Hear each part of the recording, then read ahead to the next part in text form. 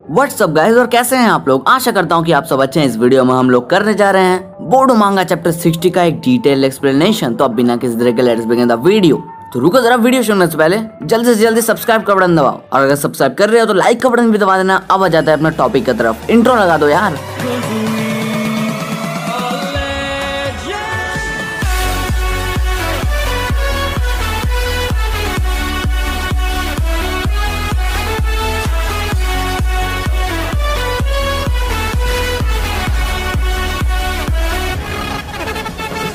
तो बोर्डो मांगा चैप्टर 60 का कवर पेज में हम लोग देखते हैं डेमन को। तो चैप्टर शुरू होता है, हम लोग देखते हैं कि साई, शिकामारु और इबुकी। और अगर किसी को याद ना हो इबुकी कौन है, तो मैं बता देता हूँ कि कोनोहा का टॉर्चर्स एंड इंटरोगेशन का कमांडिंग ऑफिसर है। तो हम लोग देखते हैं कि ये तीनों मिलकर एक कॉन्वर्सेशन कर रहे हैं, जिसमें वो इन चीजों के ऊपर डिस्कस कर रहे हैं जो चीजें उन्हें होकागे ऑफिस के रूफ टॉप में मिली थी। और उसके बाद शिकामारु कोड के ब्लैक बैंड्स की तरफ इशारा करता है, और उसके बाद शिकामारु ये कहता है कि रैंडम जगहों पर ऐसे मार्क्स दिख रहे हैं और ये हो सकता है कि ये कोड का एक स्पेशल एबिलिटी हो। और उसके बाद शिकामारु ये कहता है कि आमाडो के अकॉर्डिंग कोड से ही क्लॉ मार्क से क्लॉ मार्क तक ट्रांसपोर्ट कर सकता है। और उसके बाद वो रेफर करता है कि ये ट्रांसपोर्टेशन टेक्निक कुछ फोर्थ होकागे के फ्लाइंग थंडर गॉड टेक्निक जैसा ही है। उसके बाद शिकामारु ये कहता है कि तब तो ये पॉसिबल है कि वो जहाँ पर जा चुका है वहाँ पर वो फिर से जा सकता है कभी भी। और उसके बाद शिकामारु ये भी कहता है कि इसका मतलब वो इस एबिलिटी को यूज करके उस डायमेंशन में जा सकता है जहाँ पर 10 टेल्स यानी कि जीव भी रखा हुआ है। और उसके बाद साई कहता है कि मुझे अब तक विलेज के अंदर कोई भी क्लॉ मार्क्स नहीं दिखे हैं, लेकिन विलेज के बाहर 4 ऐसे क्लॉ मार्क्स देखे गए हैं और मुझे पता नहीं वो कितनी देर वहाँ रहने वाले हैं। और उसके बाद साई ये भी कहता है कि हमने पहले से प्रिपरेशन स्टार्ट कर दी है, जब भी कोड दिखेगा हम उसे मार देंगे। उसके बाद शिकामारु ये भी कहता है कि वो जो 4 मार्क्स हमें दिखे थे वो शायद कोड ने डिस्ट्रैक्शन के लिए लगाए हों। और उसके बाद इबुकी कहता है कि मुझे रिपोर्ट्स मिले हैं कि कुछ और विलेजेस में भी ऐसे ही क्लॉ मार्क्स देखे गए हैं। और उसके बाद इबुकी ये भी कहता है कि उन विलेजेस ने ये नहीं बताया कि इन चीजों के पीछे कौन है। उसके बाद शिकामारु ये कहता है कि उसने ये कभी भी नहीं सोचा था कि कारा का एक लास्ट रिमेनिंग उनके लिए इतना ज्यादा प्रॉब्लमेटिक साबित होगा, जबकि ऑल 5 कागेज कोड को लोकेट करने के लिए लगे पड़े हैं। और उसके बाद शाय कहता है कि उसे कुछ आउटर्स यानी कि बाहर के लोग मिले हैं जो कि पहले कारा से रिलेटेड थे, यानी कि कारा के लिए काम करते थे।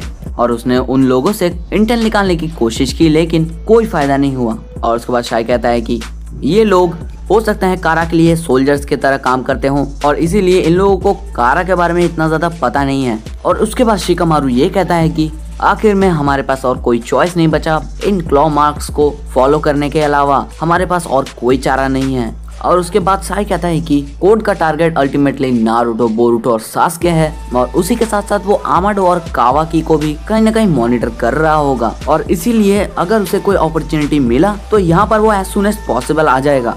और उसके बाद शिकामारु कहता है कि कैसे वो बास्टर्ड कोड बस खुद को रोके हुए है उस जूबी यानी कि 10 टेल्स के साथ। और उसके बाद सीन चेंज हो जाता है और हम लोग देखते हैं कि कावाकी, जो कि अभी नारुतो के होकागे स्टैचू के सर के ऊपर है, वो ये सब सुन रहा होता है जो कि साई, शिकामारु और इबुकी बोल रहे होते हैं। और उसके बाद कावाकी देखता है कि उसे एक शिनोबी पेड़ के पीछे से देख रहा है और एक अपने बैल्कनी से देख रहा है, लेकिन इस बारे में वो इतना ज्यादा सोचता नहीं है। जिसके बाद सीन शिफ्ट हो जाता है आमाडो और सुमिरे पर, और एज यूजुअल आमाडो अपने कीबोर्ड और मॉनिटर की तरफ घूरे हुए है। और जिसके बाद सुमिरे फिर से वही करती है जो उसने चैप्टर 59 में किया था, बेवकूफी। सुमिरे कहती है कि क्या तुम मुझे समझा सकते हो कि तुम कहना क्या चाहते थे कावाकी का कारमा रिस्टोर करने के बारे में, तुम करना क्या चाहते हो कावाकी के साथ। और उसके बाद आमाडो कहता है कि देखो, मैं कुछ छुपाना नहीं चाहता हूँ, लेकिन ये चीज पर्सनल है, मेरे सारे ओपिनियंस चेंज हो जाते हैं जब बात कावाकी पर हो। और उसके बाद आमाडो ये भी कहता है कि मुझे तुमसे बात करने का कोई इंटेंशन नहीं है सच में, क्योंकि तुम इन चीजों में इन्वॉल्व ही नहीं हो। लेकिन मैं तुम्हें एक चीज बता देता हूँ कि मैं कोनोहा को बिट्रे करने नहीं जाऊंगा, और तुम्हें इस चीज का फिक्र करना नहीं चाहिए, और यही सच है। जिसके बाद सुमिरा अपने चारों तरफ जल्दी से जल्दी देखती है और वो काफी सस्पिशियस नजर आती है। और उसके बाद हमें रूम का एक वाइडर व्यू दिखाया जाता है, जिसमें हम लोग देखते हैं कि आमाडो के लेफ्ट साइड में एक बॉक्स है जिसके अंदर कुछ तो है, और ये बक्सा काफी सिमिलर है उस पॉड से जिसमें कि डेल्टा के एक्स्ट्रा बॉडी पार्ट्स रखे जाते थे, लेकिन उसमें एक ट्रायंगल सिंबल मिसिंग है जो कि फेस विंडो की तरफ होता है। जिसके बाद सुमितो पूछते हैं कि ये क्या है, इस कंटेनर के अंदर क्या है। जिसके बाद आमाडो कहता है कि तुम्हें इससे दूर रहना चाहिए, मैं काफी ज्यादा बिजी हूँ। जिसके बाद सुमितो कहती है कि तो अच्छा तुम मुझे नहीं बताने वाले। जिसके बाद आमाडो अपने सिगरेट के पैकेट से एक और सिगरेट निकालता है। जिसके बाद आमाडो कहता है कि क्या मैंने तुम्हें कहा नहीं था कि मैं कोनोहा को कभी भी बिट्रे नहीं करने जा रहा हूँ। जिसके बाद आमाडो ये कहता है कि मैंने पहले ही इस बारे में कटासुके से बात की है, मैंने पहले ही ये चीज इंश्योर कर लिया है कि मैं विलेज को टेक्नोलॉजी प्रोवाइड करूंगा और उसके बदले में विलेज मुझे प्रोटेक्शन देगा और ये कोनोहा के लिए एक काफी ज्यादा अच्छा बात होगा। और जिसके बाद सुमितो ये कहती है कि एक दोस्त कोनोहा के लिए। और उसके बाद वो उस कंटेनर की तरफ घूरते रहती है जिसमें कि एक लाइट का एक रे उस बॉक्स से निकल रहा है जो कि उस बॉक्स के विंडो पॉड से विजिबल है। और उसके बाद सीन शिफ्ट हो जाता है कोड, एडा, बग और डेमन के ऊपर। जिसके बाद कोड डेमन को ये कहता है कि तो तुम कितनी देर तक ये करने वाले हो। जिसके बाद डेमन उसके जवाब में ये कहता है कि क्या तुम अभी से हार मान गए, तुम्हारे पास बहुत कम स्टेमिना है। ये सीन सुनकर सिर्फ मुझे अजीब लगा या फिर तुम लोगों को भी अजीब लग रहा है। जिसके बाद कोड ये कहता है कि ऐसा नहीं है। जिसके बाद वो एडा से कहता है कि इस बच्चे का क्या सीन है भाई, ये मुझसे हैंडल नहीं हो रहा है। जिसके बाद एडा कहती है कि हाँ मुझे तो ये काफी ज्यादा एंजॉइंग फील हो रहा है। कोड मुझे लगता है कि तुम दोनों का जोड़ी खूब जमेगा। जिसके बाद कोड ये कहता है कि हम दोनों का जोड़ी खूब जमेगा, मुझे ऐसा नहीं लगता, बल्कि मुझे तो उसके बारे में फिक्र हो रही है। जिसके बाद हम देखते हैं कि बग यहाँ से निकलने का ट्राई करता है। जिसके बाद डेमन सडनली उसके ऊपर आ जाता है। जिसके बाद डेमन बग को ग्राउंड में स्लैम कर देता है और उसके बाद डेमन बग को एक हेडबट देता है फेस में, जिससे कि उसका फेस अंदर घुस जाता है। जिसके बाद डेमन बग से कहता है कि तुम कहाँ जाने की कोशिश कर रहे हो गधे। जिसके बाद डेमन बग को स्टूपिड कहता है। जिसके बाद बग सोचता है कि इसीलिए मैं इससे इतना ज्यादा हेट करता हूँ। जिसके बाद सडनली 3 कोड के ब्लैक बैंड्स फ्लोर से होकर और ऑफ कोर्स कोड ये डेमन को पकड़ने के लिए कर रहा है। जिसके बाद डेमन कहते हैं कि व्हाट, और इसके तुरंत बाद हम लोग देखते हैं कि जो ब्लैक बैंड्स अभी डेमन के सराउंडिंग्स होने चाहिए थे वो ब्लैक बैंड्स अभी कोड के खुद के बॉडी को कवर कर चुके हैं। और जिसके बाद कोड मन ही मन में ये कहता है कि बिल्कुल मेरा अटैक मुझ पर ही रिफ्लेक्ट हो गया एक झलक में। और कोड ये भी सोचता है कि जैसे डेमन ने अभी रिएक्शन दिया था ऐसा लगा नहीं था कि वो ये अपने विल से कर रहा है, लगता है कि वो इन अटैक्स को रिफ्लेक्ट अपने विल पर नहीं करता बल्कि ऑटोमेटिक होता है। जिसके बाद डेमन कहता है कि ए कोड क्या कर रहे हो तुम। जिसके बाद कोड अपने राइट हैंड में अपना वो ब्लैक बैंड लाता है और कोड का हाथ जमीन पर रीच करता है जो कि बग के काफी करीब था। और जिसके बाद कोड कहता है कि देखो मैं क्या कर सकता हूँ। और उसके बाद वो ये कहता है कि मैं अपने एक क्लॉ मार्क से दूसरे क्लॉ मार्क तक ट्रांसपोर्ट कर सकता हूँ, यानी कि टेलीपोर्ट कर सकता हूँ जब मेरा मन करे। मुझे लगा कि बोलने से जल्दी मैं अगर ये कर दूँ तो तुम्हें जल्दी समझ आ जाए। और उसके बाद कोड का हाथ बग का राइट आर्म को पकड़ लेता है और बग इस टाइम पे नोज ब्लीड से सफर कर रहा है। जिसके बाद बग उस ब्लैक बेल्ट के करीब आ जाता है जो कि फ्लोर पर लगा हुआ रहता है। जिसके बाद कोड आराम से बग को अपने क्लोक से हटाता है। जिसके बाद कोड ये कहता है कि मैं वो हूँ जो यहाँ से अंदर बाहर जा सकता है, लेकिन मेरे लिए ये भी पॉसिबल है कि मैं दूसरों को भी अंदर ला सकता हूँ, एक के बाद एक, जस्ट लाइक दिस।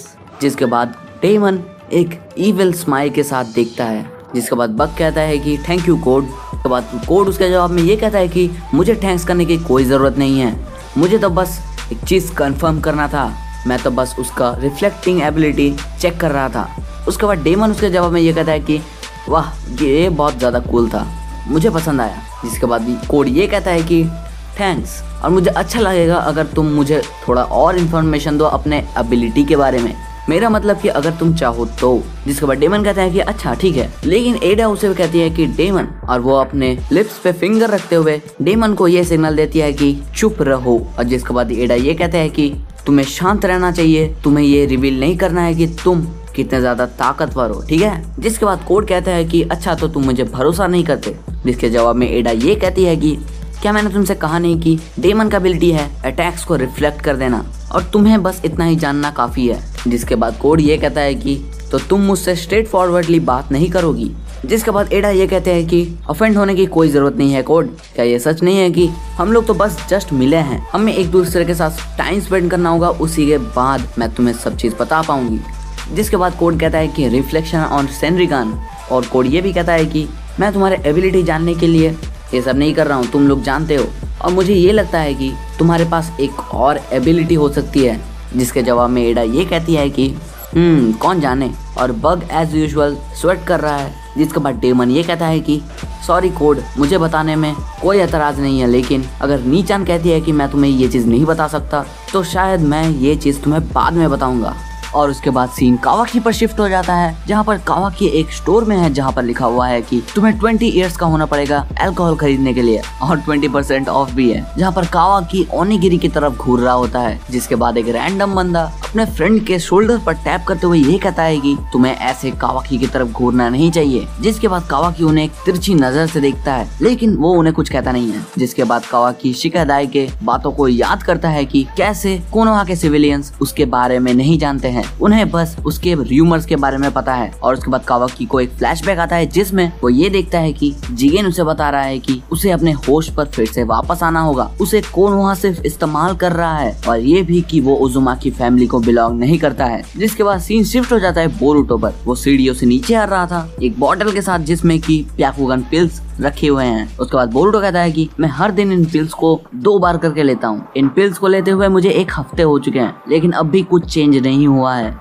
मुझे तो शक हो रहा है कि ये काम करते हैं या भी नहीं। जिसके बाद हिनाता कहती है कि बोरुटो, क्या कावाकी घर आ चुका है? जिसके रिप्लाई में बोरुटो ये कहता है कि ना, मैंने उसे आसपास नहीं देखा, वो हमेशा डिनर के पहले घर आता है। जिसके बाद हिनाता कहती है कि मुझे तो चिंता होता है कि वो क्या कर रहा है, वो घर तभी आता है जब डिनर का टाइम हो। और मीनवाइल कावाकी फिर से होकागे मॉन्यूमेंट पर जाने के लिए रिटर्न कर रहा था, और उसने स्टोर से कुछ ग्रोसरीज भी ले ली हैं, और वो खाना स्टार्ट करने ही वाला था। और उसके बाद नारुतो आ जाता है। जिसके बाद नारुतो ये कहता है कि एक ओनिगिरी और एक पानी का बोतल ये तो डिनर के लिए काफी नहीं है, क्यों है ना? और नारुतो ये भी कहता है कि क्या कर रहे हो तुम? जिसके रिप्लाई में कावाकी कहता है कि मैं बहुत ही ज्यादा थक चुका हूँ। जिसके बाद वो बोलता है कि मुझे खाना पसंद नहीं आता। लेकिन नारुतो कहता है कि तुम झूठ बोलने में काफी ज्यादा कमजोर हो दाते भाई हो, क्योंकि तुम कभी भी एक राइस का दाना तक नहीं छोड़ते। जिसके बाद कावाकी ये कहता है कि नानादाई में मुझे ये जगह काफी ज्यादा पसंद आने लगा है। मुझे पता है ये मेरे कैरेक्टर से थोड़ा सा अलग है, लेकिन यहाँ का नजारा, ये विलेज जो कि आप प्रोटेक्ट कर रहे हो, मुझे ये देखना काफी ज्यादा अच्छा लगता है। जिसके बाद हमें कोनोहा का एक बर्ड आई व्यू दिखाया जाता है। जिसके बाद कावाकी कहता है कि मुझे ऐसा लगता है कि मैं इस जगह से बिलोंग करता ही नहीं हूँ, और ऑफ कोर्स ऐसा फील होना नेचुरल है। ओरिजिनली ये प्लेस एक पीसफुल एरिया है विदाउट एनी इश्यूज, लेकिन उसके बाद कुछ आउटसाइडर आ जाते हैं जो कि फुल ऑफ इश्यूज होते हैं। और सच कहूँ तो ये मुसीबत आई थिंक मैं खुद को कह रहा हूँ, हाउ लेम,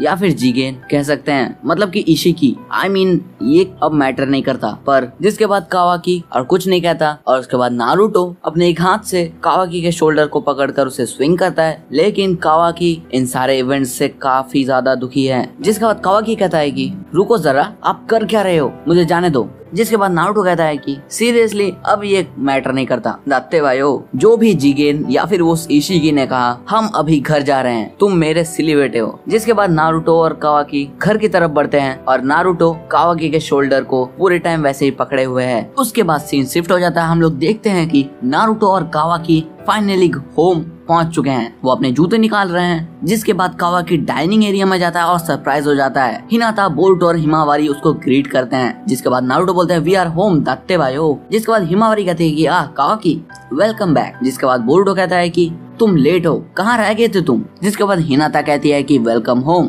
जिसके बाद कावाकी देखता है कि बहुत ज्यादा डिलीशियस खाना टेबल पे सेट है, और इसी के साथ साथ वही ब्रोकन वाज जो कावाकी ने रिस्टोर कर दिया था, उस पर एक सुंदर सा फूल भी है। और उसे देखकर कावाकी कहता है कि ये क्या है सब? जिसके रिप्लाई में नारुतो कहता है कि काफी वक्त हो गया है जब तुम हमारे घर पर पहले बार आए थे, सिंस क्योंकि तुम यहाँ पर इतना अच्छा सेटल डाउन नहीं हो पाए थे, हम लोग तुम्हें एक अच्छा सा वेलकम पार्टी नहीं दे पाए थे। जिसके बाद बोरुटो ये कहता है कि जल्दी से बैठ जाओ वहाँ पर, हम तुम्हारे लिए कितने देर से वेट कर रहे हैं, मेरे पेट पे चूहे दौड़ रहे हैं। उसके बाद उजुमा की फैमिली हैप्पीली डिनर करते हैं। जिसके बाद कावाकी कहता है कि वेल, मैं काफी ज्यादा ट्रबल से गुजरा हूँ उसे फिक्स करने के लिए। ये शर्म की बात है कि वो क्रैक से भरा हुआ है, तुम्हें बस उसे यूज करना था जिसे कि मैंने लाया था, और तुम्हें मेरे बारे में कोई भी वरी करने की जरूरत नहीं थी। और कावाकी यहाँ पर उस वेस के बारे में बात कर रहा है जो कि उसने तोड़ दिया था, और यही बताता है कि मैंने काफी ज्यादा मुश्किल से उसे जोड़ा था। जिसके रिप्लाई में हिमावारी कहती है कि हम उसे यूज कर रहे हैं क्योंकि हम चाहते हैं, क्योंकि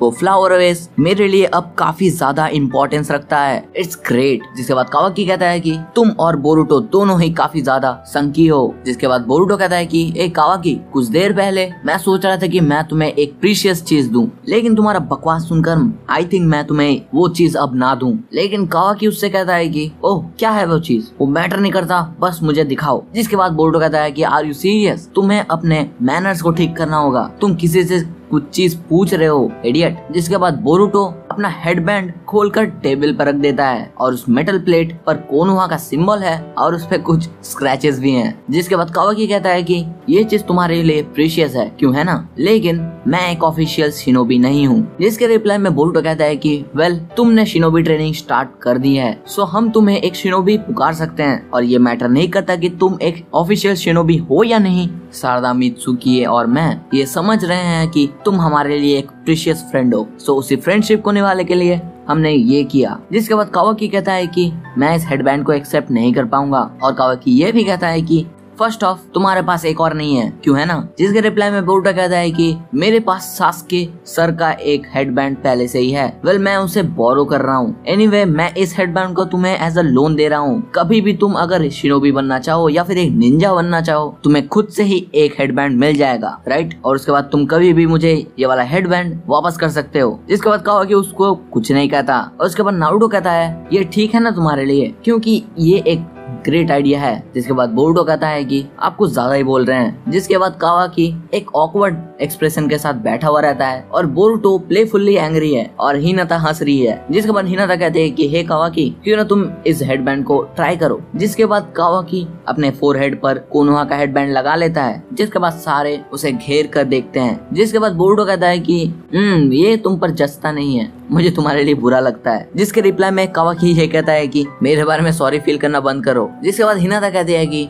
मुझे लगता है ये तुम पर सूट करता है, ऐसा नहीं है कि तुम पर ये जचता नहीं है। जिसके बाद हिमावारी भी यही कहती है कि मुझे भी ऐसा ही लगता है। जिसके बाद बोरुटो कहता है कि तुम लोग क्यों ना उसे स्ट्रेट अप बोल दो कि वो कितना ज्यादा लेम लग रहा है इसे पहनकर। और कावाकी इस टाइम पर प्लेफुल्ली एंग्री है। जिसके बाद कावाकी कहता है कि मैं तुम्हें मार दूंगा गधे। जिसके बाद नारुतो कहता है कि लगता है ये तो अब शुरुआत है, तुम इस चीज से यूज्ड टू हो जाओगे दात्ते भाइयों। जिसके बाद कावाकी ये कहता है कि छह मुझे ऐसा नहीं लगता, मुझे लग रहा है मैं एकदम एंट्रैप्ड हूँ। इसके बाद कावाकी अपने फोरहेड से वो हेडबैंड स्लाइड करके अपने नेक तक लाता है। जिसके बाद हिमावारी कहती है कि सम पीपल उसे ऐसे ही स्टाइल की तरह पहनते हैं, मुझे लगता है कि ये वाला स्टाइल तुम पर जचेगा कावाकी। जिसके बाद कावाकी उस हेडबैंड के अंदर देखता है और यहीं पर हमारा चैप्टर नंबर 60 खत्म होता है। तो आई होप आप लोगों को पूरा चैप्टर अच्छे से समझ आ चुका होगा। बहुत मेहनत लगा इसे बनाने में, तो लाइक कर देना। और अगर आपको बोरुटो रिलेटेड कोई भी क्वेश्चन है तो कमेंट में लिख कर बताओ। मिलते हैं नेक्स्ट वीडियो में। Peace out.